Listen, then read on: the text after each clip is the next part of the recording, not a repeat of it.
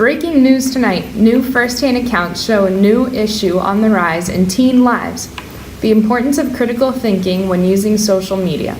We'll hear from two teenagers about their experiences on the internet, but first, what is critical thinking?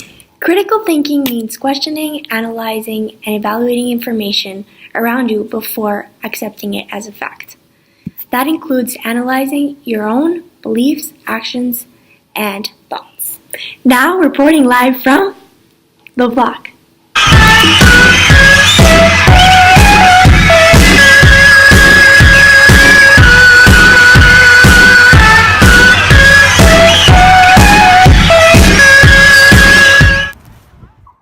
The way your mind tells you, or not necessarily tells you, but helps you how to think, and it will help you in the future.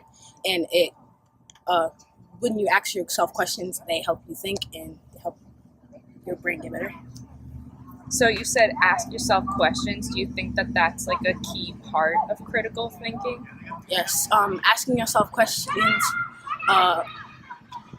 helps your brain, and it also helps you to be more aware of your surroundings, because if you just go through life not asking questions, your life basically meant nothing. So by asking questions, you learn, and when you learn, you get better. So some people think really hard about what they're gonna post.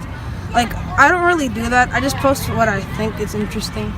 But like my sister, she's really on social media, so she like thinks about everything. Like, she'll get dressed on top, but on the bottom she'll wear like her pajamas. Like, it's really crazy. So you said I think people don't know how to express their emotions towards other people. So instead of doing it a better way, they attack the person instead of handling it correctly. Yeah. Do you guys know what social media is? Yes. Do you use social media? No, No. Why not? because it's annoying and people turn into like a phone geek and then just keep using their phones all the time.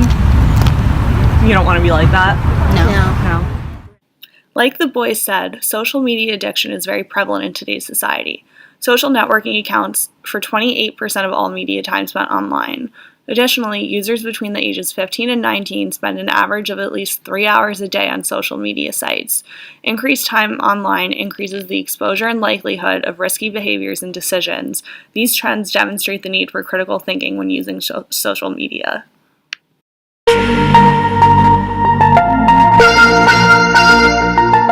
instead of being into the phone or on the computer, you could maybe go outside, go to a park, or play board games with your family or something, just to get away from the technology to help your mind. What is the explanation for impulsive behavior in adolescence? Studies show that teenage brains are still developing and therefore rely on the emotional center called the amygdala rather than the reasoning and analytical skills center called the frontal cortex.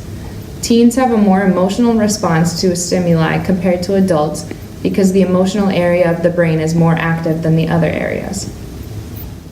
For this reason, it's really important to be mindful when posting, sharing, or commenting on social media platforms. Analyzing and evaluating information before taking action is key to not sharing fake news or content that might be false or harmful to others and yourself. Not really. No, nothing bad has happened. You've never gotten into like an argument. No.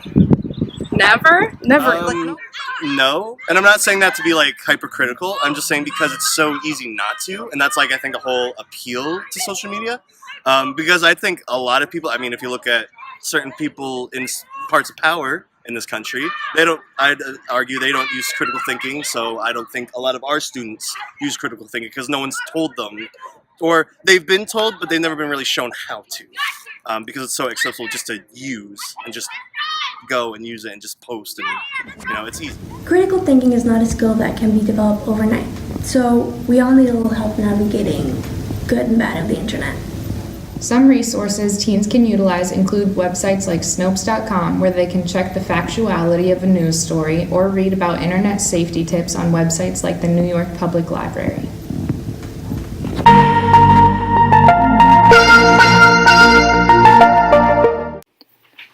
Figure out what the message is beyond the surface. What is the issue, and how can you make sense of it in your own words? Are you focusing on the real problem presented? What is the other viewpoint on the issue, and how can you understand it better? Don't assume that what you are seeing at the surface is all you can see. Think about what is being asked. Why are some things being considered and others are not?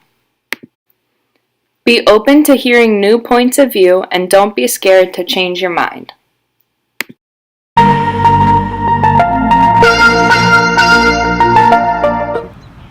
Social media can take over your brain, as I like to say.